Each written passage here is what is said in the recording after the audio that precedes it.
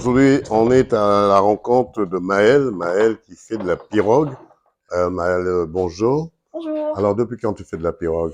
Ça doit faire 2 ans que je fais de la pirogue dans cette discipline, mais juste avant, je faisais du kayak, donc sur ski, qui est à peu près similaire. C'est un peu des kayaks affinés et qui vont surfer. Et on profite de la forme du kayak pour pouvoir profiter de ces vagues et de cette glisse.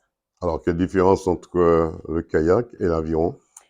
Et la pirogue, du coup, c'est une océan. Donc là, elle n'est pas installée, mais on a une forme très affinée avec ici des trous qu'on pourra mettre les aïtos. Donc ici, ils sont en acier. Je vais pouvoir mettre les aïtos. Ensuite, l'amas. Et on est Alors, tout c'est bien quoi l'amas sûr à gauche. exactement? L'amas, c'est sur quoi la pirogue va se poser. Parce que on est dans une discipline, on a une rame, une monorame, et on va ramener d'un côté, puis d'un autre. Donc C'est on pour va l'équilibre alterner. de la pirogue aussi? Aussi, après ça dépend, comme ça vient de la Polynésie. Donc là, il est un peu plus modernisé, surtout avec les pédales. Donc on a ici des pédales et un safran derrière, donc plus facile pour la direction, aussi bien dans les vagues que face au vent. Mais là, le traditionnel, c'est en V1, et cette pirogue traditionnelle n'a pas les pédales et le safran et se dirige totalement avec le coup de rame. Donc c'est beaucoup plus physique et ça demande beaucoup plus d'entraînement qu'un océan. Est-ce que vous êtes détenteur d'une balise au cas où? Ça dépend. Alors, on reste en général dans les 300 mètres. Donc, je reste dans les 300 mètres. On va juste la poser. Yes.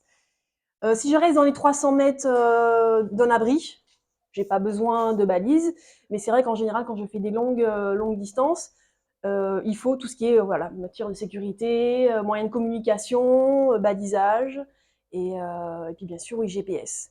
Donc, dans les grosses compétitions, c'est un matériel qui est requis et qui est obligatoire avant de commencer une compétition et bien sûr qui est vérifié. Alors, tu as fait quoi comme compétition?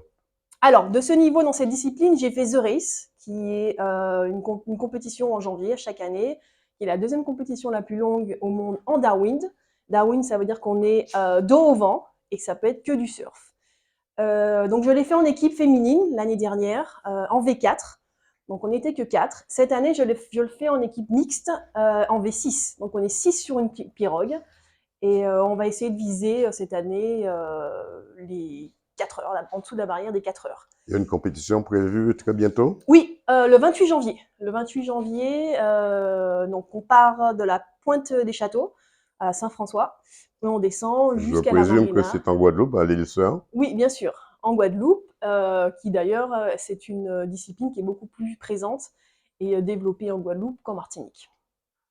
Justement, en Martinique, combien de personnes qui pratiquent la pirogue en Martinique? On n'est pas beaucoup, à ce que je sache, on devrait être 3 clubs. On a le club de Tartane, dans lequel je fais partie, qui existe depuis 2018.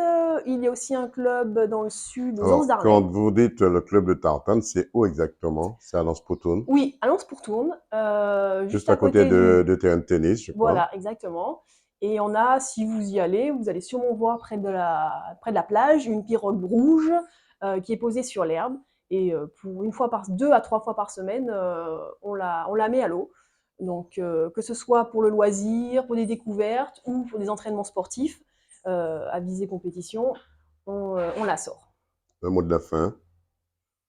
Le mot de la fin, c'est une discipline que j'adore, donc moi être sur l'eau et pouvoir surfer. Mais c'est vrai qu'en Martinique, dans les compétitions et dans les sorties, je suis quasiment l'une des seules femmes à exercer cette discipline. Et du coup, j'aspire à ce qu'il y ait beaucoup plus de femmes dans cette discipline et qu'on puisse se retrouver plusieurs sur l'eau.